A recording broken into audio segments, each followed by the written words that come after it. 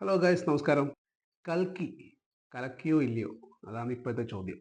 കൽക്കി 2898 A D ഒരു തെലുങ്ക് ലാംഗ്വേജിൽ ഇറങ്ങിയിട്ടുള്ള എപ്പിക് സയൻസ് ഫിക്ഷനാണ്.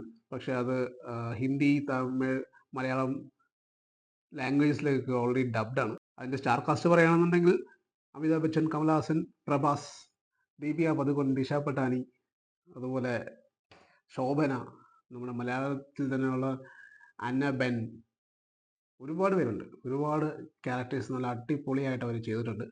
അതുപോലെ പശുപതി, പിന്നെ നമ്മുടെ DQ, ദുൽഖർ സൽമാൻ, കുറച്ച് പോർഷനുകളെങ്കിലും കിടിലമായിട്ട് ചെയ്തിട്ടുണ്ട്. സത്യത്തിൽ ഈ പടം കണ്ടപ്പോൾ ആദിപുരുഷനെ കുറിച്ച് പ്രത്യേകിച്ച് പറയേണ്ട ആവശ്യമില്ല, എല്ലാവർക്കും അറിയാം അത് എത്രത്തോളം അലമ്പായിട്ടാണത് വന്നതെന്നുള്ളത്. പ്രഭാസ് എന്ന് പറയുന്ന നടന് ബാഹുബലിക്ക് ശേഷം നല്ലൊരു ഹിറ്റ് സമ്മാനിക്കാൻ പറ്റിയിട്ടില്ല.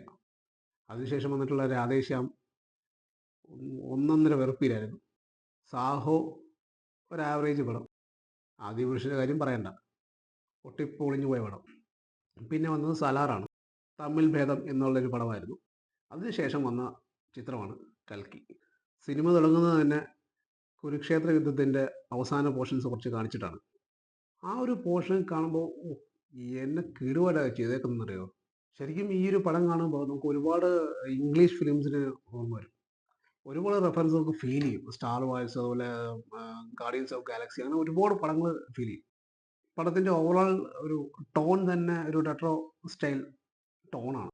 പക്ഷെ അതിൻ്റെ ക്വാളിറ്റി അപാരം, ഒരു രക്ഷയില്ലാത്ത ക്വാളിറ്റിയാണ്. ക്രിയേറ്റീവ് ക്വാളിറ്റി ആണെങ്കിലും ടെക്നിക്കൽ സൈഡിനകത്തൊക്കെ നമ്മൾ അതിനകത്ത് ഒരുപാട് നമ്മൾ അതിനകത്ത് കീറി മുറിക്കേണ്ട ആവശ്യമൊന്നുമില്ല. കാരണം അതുപോലെയാണ് ആ പടം ചെയ്തു വെച്ചേക്കുന്നത്. കമ്പാരിറ്റീവ് അത് നോക്കിയാൽ മതി. ഇപ്പം ആദിപുരുഷ് പോലെയുള്ള ഒരു പടം എടുക്കുകയാണെങ്കിൽ അതൊക്കെ ദൂരെ കളഞ്ഞിട്ട് മാത്രമേ സംസാരിക്കാൻ പറ്റുള്ളൂ. ഓരോരുത്തരുടെ ക്യാരക്ടേഴ്സും അതുപോലെ കിടിലമായിട്ടാണ് ചെയ്തു വെച്ചേക്കുന്നത്. പ്രഭാസിൻ്റെ ഇൻട്രോ മാത്രമാണ് ഒരു ക്രിഞ്ച് ഫീൽ ചെയ്തത്.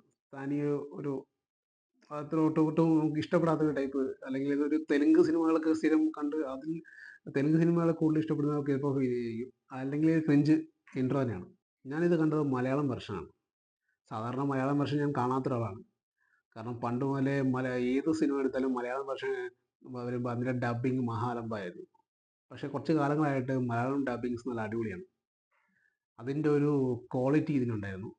എന്നിരുന്നാൽ കൂടി തുടക്ക സമയത്തുള്ള കുറച്ച്, അതായത് ഈ പടം തുടങ്ങിയുള്ള ആദ്യത്തെ ഒരു അരമണിക്കൂറിൻ്റെ സമയം പ്രഭാസിൻ്റെ ഇൻ്റർവ്യൂവും കഴിഞ്ഞിട്ടുള്ള കുറച്ച് ഡയലോഗും കാര്യങ്ങളൊക്കെ ഉണ്ട്. അത് കുറച്ചൊരു അത് ഡയലോഗിൻ്റെ കുഴപ്പമായിരിക്കും, അല്ലാണ്ട് ഡബ്ബിങ്ങിൻ്റെ പ്രോബ്ലമല്ല. ആ ഡയലോഗ്സ് അങ്ങനെ ട്രാൻസ്ലേറ്റ് ചെയ്ത് വെച്ചിട്ടുള്ളതുകൊണ്ടായിരിക്കും.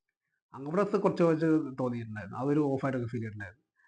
അപ്പോൾ തോന്നും ഈ പടം എങ്ങോട്ടാണ് പോകുന്നതെന്നൊരു ഡൗട്ട് നമുക്ക് ഫീൽ ചെയ്യും. പക്ഷേ സെക്കൻഡ് ഹാഫിലേക്ക് എത്തുമ്പോഴത്തേക്കും പടത്തിൻ്റെ ലെവലേ അങ്ങ് മാറും. എന്തായാലും കൽക്കി യൂണിവേഴ്സ് എന്നുള്ളൊരു സ്റ്റൈലിലാണ്, സിനിമാറ്റിക് യൂണിവേഴ്സ്, കൽക്കി സിനിമാറ്റിക് യൂണിവേഴ്സ് എന്നുള്ള സ്റ്റൈലിലാണ് ഈ പടം വന്നിരിക്കുന്നത്. ഇതിനെക്കുറിച്ച് കഥകൾ ഒന്നും പറയാൻ പറ്റില്ല. ഏത് പോർഷൻ പറഞ്ഞാലും അതൊരു സ്പോയിലറായി പോകും. അതുകൊണ്ട് കണ്ട് തന്നെ എക്സ്പീരിയൻസ് ചെയ്യേണ്ടത്, അത് ശരിക്കും തിയേറ്ററിക്കൽ എക്സ്പീരിയൻസ് അല്ല, തിയേറ്ററിൽ തന്നെ കണ്ട് എക്സ്പീരിയൻസ് ചെയ്യണം. ഒരുപക്ഷെ കുറേ കഴിയുമ്പോഴത്തേക്കും ഏതെങ്കിലും എനിക്ക് തോന്നുന്നു ആമസോണാണ് ഇതിൻ്റെ പാർട്ട്ണറായിട്ട് വന്നേക്കുന്നത്, സ്ട്രീമിംഗ് പാർട്ട്ണർ. പക്ഷേ തിയേറ്ററിൽ കാണേണ്ട എക്സ്പീരിയൻസ് ഉണ്ട് ഇത്.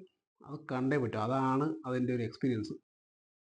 കമൽഹാസനാണ് അത് വില്ലൻ ക്യാരക്ടറായിട്ട് കാണിക്കുന്നത്. ഇടയ്ക്കിടയ്ക്ക് കുറച്ച് പോർഷൻസ് കാണിക്കുന്നുണ്ടെങ്കിലും അവസാനം പുള്ളിയെ കുറച്ചൊന്ന് നല്ല രീതിയിൽ നല്ല ഒരു ഫിസിക്കായിട്ട് റിവീൽ ചെയ്യുന്നുണ്ട്.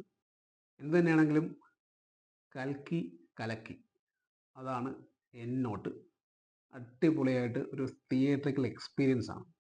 കാണാത്തവർ ഇനിയുണ്ടെങ്കിൽ എത്രയും പെട്ടെന്ന് കാണുക. കണ്ടവർ കമൻറ്റ് ചെയ്യൂ.